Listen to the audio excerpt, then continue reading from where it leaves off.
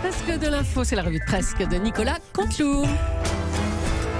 Ils sont encore dans le studio, Sonia Mabrouk et Jean-Luc Mélenchon. Jean-Luc Mélenchon, la retraite par capitalisation n'est pas aussi noire que vous la présentez. Il y a quand même, Jean-Luc Mélenchon, 12 millions de Français qui souscrivent des retraites complémentaires par capitalisation, Jean-Luc Mélenchon.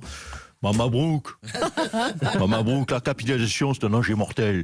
Vous, Mabrouk, vous êtes cadre sup, hein, vous gagnez plus que moi. À côté de ça, vous les voyez, les petits gens qui ne peuvent pas souscrire une retraite par capitalisation? Est-ce que vous les voyez, les petits gens qui peuvent pas, qui vous mettent la petite lumière, qui vous mettent le petit chauffage, hein, qui vous apportent le café, la petite mamie qui vous donne l'heure là toutes les 10 minutes, hein, vous la voyez? Et le petit papy qui vous donne la météo et qui se gourre une fois sur deux.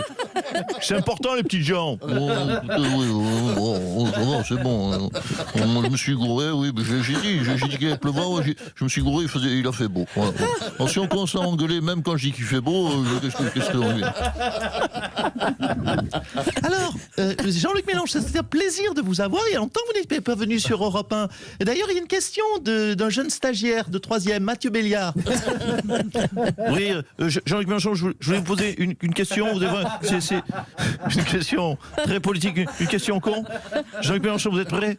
Vous aimez nos nouveaux locaux? Il l'a dit.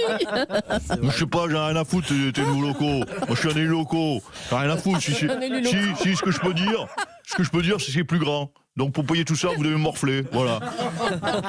Merci. À vous, Julie. Merci à tous les deux. Allez, tout de suite, Mathieu Béliard, vous restez avec nous, hein, on vous retrouve. Oui, très beaux échanges en simple mixte, vous l'avez compris, entre Sonia Mabrouk et Jean-Luc Mélenchon. L'info du jour, c'est Emmanuel Macron qui propose une aide opérationnelle immédiate à l'Australie pour l'aider à faire face aux incendies qui ravagent, vous le savez, le pays depuis le mois de septembre. S'il est aussi doué pour les aider que pour éteindre la grève qui ravage la France depuis un mois, les koalas n'ont pas fini d'avoir chaud au derche. Voilà. Et puis on en parlait avec Jean-Luc Mélenchon. C'est l'appel au blocage de toutes les raffineries de France. Et oui, si on avait été malin à Noël sous le sapin, on aurait demandé à recevoir un jerrycan d'essence. Oh oui, quelle bonne idée. Dans les petits souliers. À vous, Julie. Merci Mathieu. Allez, on commence avec cette déclaration de Bruno Le Maire. Le compromis sur les retraites n'a jamais été aussi proche. Bonjour Monsieur Régis. Oui, bonjour les vedettes. Bonjour à tout le wagon. On n'a jamais été aussi proche d'un compromis, ça c'est sûr. On est quasiment d'accord. D'un côté, t'as le gouvernement qui veut pas lâcher. Et de notre côté, nous, on veut pas lâcher aussi. Vous voyez, on est d'accord. On veut pas lâcher. On est d'accord sur le fait de pas lâcher. Tu veux lâcher? Moi aussi, je veux pas lâcher. On est d'accord, on lâche pas. Oui, on a bien compris. On est bien d'accord de pas lâcher. C'est bon, Monsieur Régis. Cette grève est déjà la plus longue de l'histoire de la SNCF. Elle peut donc encore continuer, selon vous? Mais bien sûr, c'est quoi, Julie? Je me permets de t'appeler Julie. Allez-y, depuis le temps qu'on se croise. C'est quoi faire la grève? C'est pas travailler. Pas travailler. Alors oui, pas travailler, on peut le faire longtemps. On peut encore tenir un mois. Voilà, avoir un an à pas travailler. Idéalement même pour un cheminot de 35 ans. Ce serait tenir la grève encore pendant 20 ans. Comme ça, à la fin de la grève, il aura 55 ans, il pourra partir en retraite sans avoir jamais travaillé. C'est fort, ça. C'est fort, oui. Alors, comment vous jugez vos collègues qui souhaitent reprendre le travail? On a vu des vidéos où les grévistes leur mettaient la pression, hein, carrément. Non, ils peuvent reprendre le boulot s'ils veulent. Il y en a qui ont essayé. Bon, ils ont eu des problèmes, mais on leur a dit, c'est vous qui voyez. Merci, Monsieur Laspalès. Vous en prie. Régis, Monsieur Régis. Tu peux m'appeler Régis. Non. Allez, aujourd'hui, le gouvernement rencontre donc les partenaires sociaux à Matignon. Nelson Montfort, vous êtes sur place, je crois. Hein? Oui, écoutez, ma chère Julie, mon cher Mathieu Béliard. Bonjour, la Morning Team. Écoutez, oui, je suis à Matignon pour cette rencontre entre le gouvernement et les syndicats. Édouard Philippe rencontre Philippe Martinez dans le cadre du championnat de France d'échecs des négociations. Le championnat de France d'échecs des négociations? Oui, tout à fait. Ça fait un mois que j'aime bien quand vous étonnez sur une phrase que vous connaissez puisqu'elle est écrite sur votre feuille. C'est formidable, quel jeu d'actrice. Écoutez, cela fait, Studio, moi, qu'est-ce que vous voulez? ça fait un mois que cela dure. Personne, nous l'avons rappelé plus haut, personne ne veut rien lâcher. On va aujourd'hui voir à quelle vitesse les négociations vont capoter. Édouard Philippe, à l'instant, Édouard Philippe s'approche de Philippe Martinez. Attention, je déclasse mon clonet. Top, c'est parti. Oui, bonjour, monsieur Martinez. Donc, que proposez-vous comme compromis? C'est retirer la réforme. C'est hors de question. Top, quel exploit, ma chère Julie. 4 secondes et 22 dixièmes, record battu d'échec de négociation. Un échec à 234 km/h, un service de Nadal directement dans le filet. Un mur pris à cette vitesse, on n'avait pas vu ça depuis Ayrton Senna. Vraiment, regardez ces images magnifiques. Images magnifiques, les deux athlètes se serrent la main, chacun rentre chez lui. On est reparti, je crois, pour 8 jours de grève et ensuite il y aura nous l'espérons, un nouvel affrontement, un nouveau rendez-vous. Est-ce que l'on pourra passer sous la barre des 3 secondes? En ce moment, tout paraît possible, à vous Paris. Merci Nelson. Remarquable commentaire là. Allez, il y a 5 ans, le 7 janvier 2015, avait lieu l'attentat de Charlie Hebdo. Pour en parler, on va recevoir le président de l'époque, François Hollande. Bonjour. Oui, bonjour. Il y a longtemps que vous ne m'avez pas invité. Mais c'est vrai, on est content. Star du Jean-Luc Mélenchon. Oui, revenons à la question que vous me posiez. C'était il y a 5 ans. Oui, Oui, il y a 5 ans. 5 ans, j'étais Charlie. J'étais, vous vous en souvenez certainement, un des premiers à me rendre sur place à côté de l'urgentiste Patrick Reloux. Non, c'est pas Renaud, s'il vous plaît. Patrick Pelou. Oui, enfin, on voit que vous n'avez pas passé plus de 2 heures avec lui.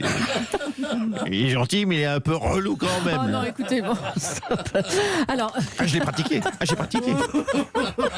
Au quotidien, oui, je sais que c'est pas très politiquement correct par les temps qui courent, mais pour fêter cet anniversaire, mais Bon. je l'ai pratiqué. non, mais on sent votre J'ai attachement. pratiqué. Dites-nous votre attachement. J'ai pratiqué.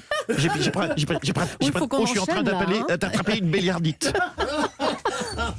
Je vous en prie. On sent votre attachement à Charlie Hebdo, hein, c'est vrai ça. Écoutez, on ne doit pas se mentir. Si le journal s'était appelé Charlie Hebdo, ça ne m'aurait certainement pas concerné autant. Vraiment. Oh Je là. ne l'aurais pas lu souvent. Mais là, j'aimais bien Charlie. Charlie Hebdo, il se moquait de la classe politique et surtout, pas que de moi. C'est vrai que ça me faisait des vacances. Alors, 5 ans après ces attentats, quel bilan on peut tirer, selon vous? Bilan, des gens déjà rendre hommage. Oui, rendre hommage à Cabu, à Volinsky, à Tignous. Ah non, au frère Kouachi. Hein Mine de rien, depuis l'attentat, plus une vanne sur Mahomet. Je crois qu'ils ont prouvé que la violence physique, voire le meurtre, est une bonne façon de faire passer ses idées. Moi-même, si j'avais exécuté le premier... Moi-même, à titre personnel, si j'avais m'étais inspiré, si j'avais exécuté le premier gars qui avait fait une vanne sur moi en tant que président, il n'y en aurait peut-être pas eu d'autres. Hein. Ça, alors, je précise pour vos auditeurs qui peuvent ne pas faire la différence, mais pourtant c'est du CS+++++. Je préfère, avant d'avoir une fatwa au cul, c'est une vanne Charlie, bien sûr, que je viens de faire. Charlie, bien sûr, oui, c'est bien de ne pas oublier en tout cas. La situation... J'aime votre ton sérieux. On va enchaîner avec l'Australie, c'est pour ça la situation est catastrophique là-bas à tel point que le tournoi de Melbourne risque d'être reporté ou annulé même. C'est la demande du numéro 2 mondial Novak Djokovic. Nelson Montfort, vous êtes déjà en Australie, mais comment c'est possible? Non mais attends, on vous a entendu à Matignon. Écoutez, Là. Qu'est-ce je que vais c'est? faire une confidence, ma chère Julie, je n'étais pas vraiment à Matignon. Quelle est d'accord. naïve, quelle truffe. Elle y croit encore après toutes ces années que je suis en duplex, elle est mignonne. Bref, je suis actuellement, donc on va y croire, je suis actuellement à Melbourne, comme vous le disiez. C'est une formidable nouvelle pour le tennis français. C'est la possible annulation du tournoi de Melbourne pour la première fois en 2020. Mon fils donc ne va pas se prendre une branlée au premier tour. Son gars ne va pas se blesser à l'entraînement en sortant la raquette de son étui. Et Gasquet ne va pas se faire une insolation au bout de 40 secondes sur le central. Donc je le dis, tout de go, vive les incendies, vive les annulations et vive le tennis français. Oh là là là là. Bon écoutez, je crois que Lionel Chamoulot est à vos côtés, Nelson. C'est à lui qu'on va parler. Oui, tout à fait. Bonjour les amis, bonjour Julie, bonjour Mathieu, bonjour à Jean-Pierre Montanet, bonjour Fanny Agostini qui est sur place dans cette jolie ferme que j'aimerais bientôt visiter. Bonjour à Laurent, bonjour à tous les amis. Alors, on découvre à l'antenne, vous le voyez, les très belles Oui. des images de Fred Godard. Qui nous montre à l'heure actuelle, hein, vous le voyez, je crois que c'est un Quoi? eucalyptus. Un eucalyptus qui brûle, à moins que ce soit un ombrophile de Tasmanie, c'est possible Oh non. aussi. Je pense qu'à l'odeur, Oh non. je dirais plus un eucalyptus. Bon. Alors que le feu se rapproche tout doucement du central, les jeunes ramasseurs de balles ont le feu au short. Ah bah, Et faut les évacuer alors. Non, attendez, Lionel.